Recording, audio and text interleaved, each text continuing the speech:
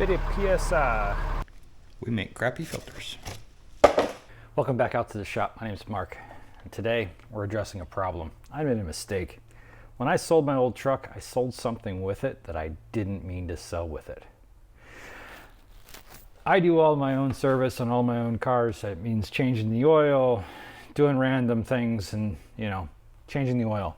So, what did I do? I forgot to take my valve out. Changing the oil, it can kind of be a pain sometimes. Yeah, is it all that hard to take the plug out? No, it's not. But sometimes you can get things stripped out or they come loose and that sort of thing. So taking the drain plug out could end up resulting in a stripped out oil pan or a leak or any times other things. Plus, you get it all over your hands. On these trucks, they have 3 gallons of oil. So if you don't have a big enough oil pan, you're going to have quite a mess. The solution for it is this. This is a Fumoto valve. What is a Fumoto valve? Fumoto valve is a drain plug that you can open like a valve. So tonight, my new truck is due for an oil change, and I'm going to install my Fumoto valve. Come along. So the first order of business is to get the old oil out. You just take that guy, slide it under here, and drain the oil. So not only do we have to get this out of here without making a giant mess, which is near impossible. Come on, come on, come on, come on. Don't run down my arms. Oh, see. Do you see that? All over my clean gloves. You guys tell me if we're getting close to full there, because I think we're getting close.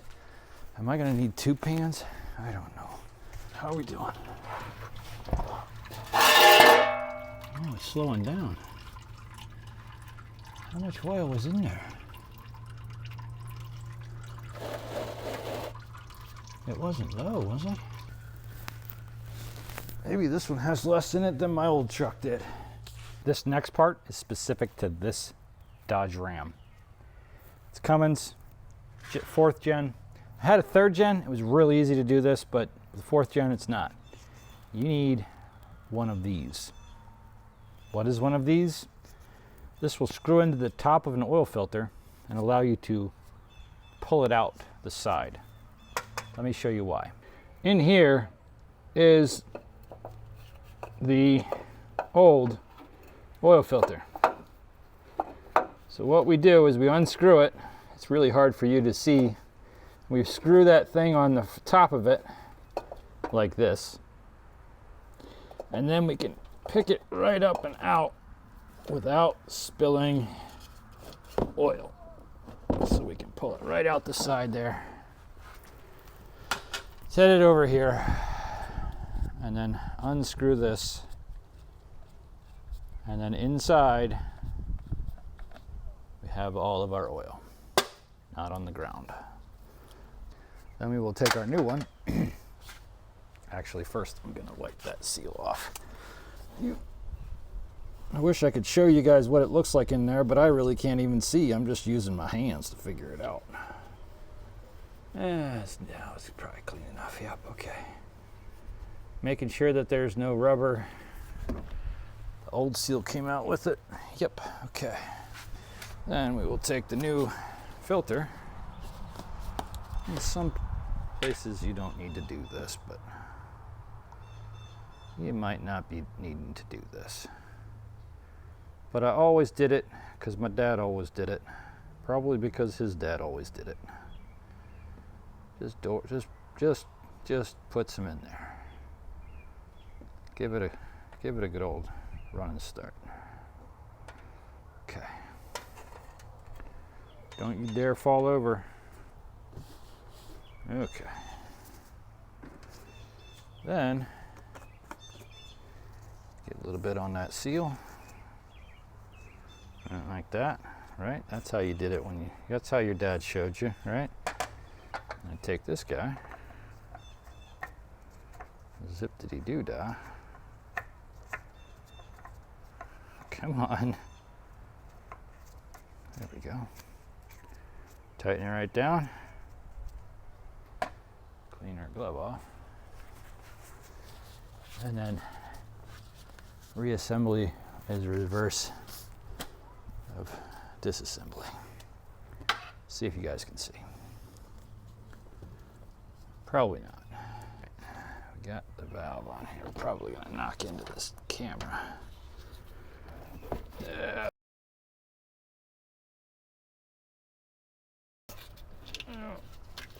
Oh, there she goes. And we'll take this guy off of it.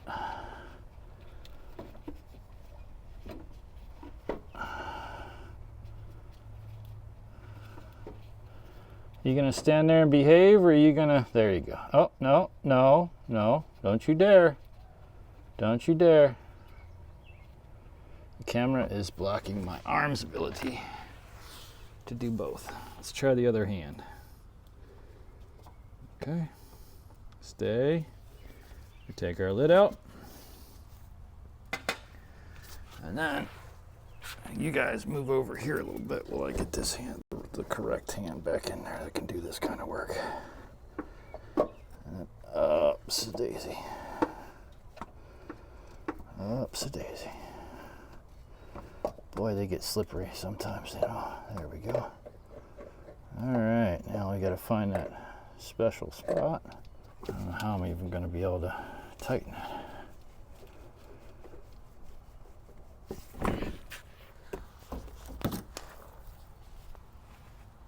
Some things, camera's got to step back. Here we go. Use this hand. One of my friends, Joe, gave me this a couple of years ago before I even got this truck. My old truck, you didn't need it. And I said, well, what do you need that for? He said, well, it's to pull the filter out. Okay, I stuffed it in the toolbox. And I thought, maybe someday I'll use it. Yeah, oh yeah. Lifesaver, Joe. Lifesaver. Now, that's in. Maybe it's time to put our plug back in. The torque specs on the drain plug are 35 foot-pounds. I don't really know how to do that with the Fumoto. So we're gonna go till it's tightish, which is a technical term. And this should be the last time that we make a mess of this kind. Ta-da! Let me just wipe that down a little bit. Take this guy, put it on there.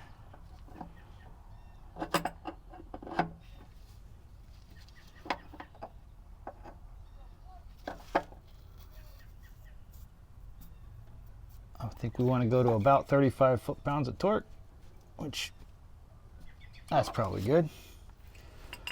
Right there. Then we can wipe this off. And ta-da. Now we can just close that, and our oil change, or our oil drain is complete.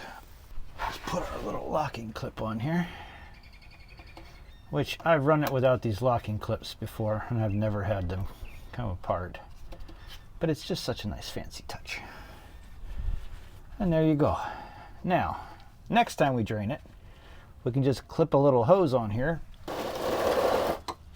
like this, and we can put the output wherever we want to. Doesn't need to be this long. Usually I do something about that long, just so it gets down into a bucket and I can just fill it up like a spout. Just like we're filling a beer. Boy, I could go for a beer right now. And then we are done. The other thing that I do is I do come down here after a couple days and check to make sure that I tightened it well enough so that I'm not leaking. I do that on a regular oil change anyway, but with these, just double check, because I don't get to get the torque machine out for it. The obvious thing left to do is to put the oil back in the truck. Did check the capacities. They are 12 quarts US. 11 point something whatever, I don't know, not whatnots and or 13 point something whatnots and non-freedom units, I don't know. All right.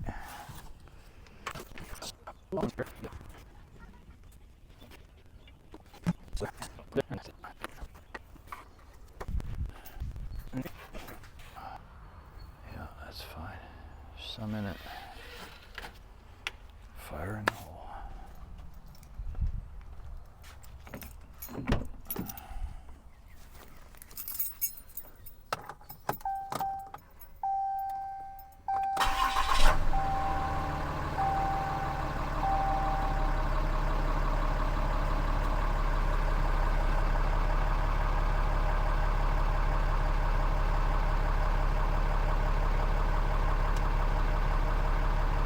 Fifty PSI.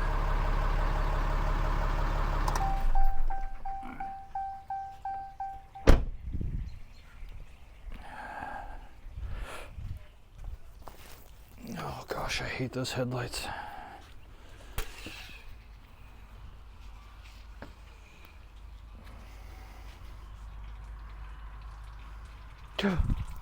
Oh no.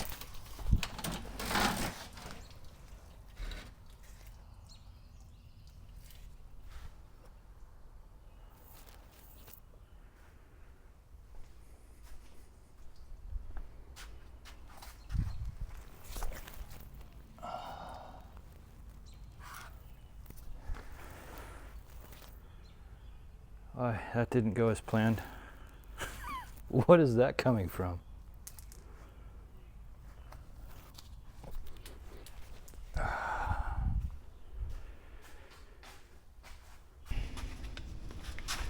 Okay, well, we had our biggest mistake that we've had in this shop in a very, very long time. And I don't think it was a mistake. I think it was faulty parts. Let me show you. Alright, so there's the filter that came out. There's the filter that went in. And I did not catch that. I did not see that on the way in. I don't know. I don't know if that's me or if that's the filter, but it's 60 bucks or so of oil on the ground and a big stain in the pavement. So gonna get this back together. It's late now. I've been to the store and to my neighbor's house who bailed me out with he had a spare, so he's got an oil filter there. We're gonna put that in and see if we can try it again. Don't know how that happened. Really kind of annoyed with it. But we're gonna try it again. We have put a new filter on it. We put more oil in it, and you guys sit here and watch to see if I screwed up again, okay?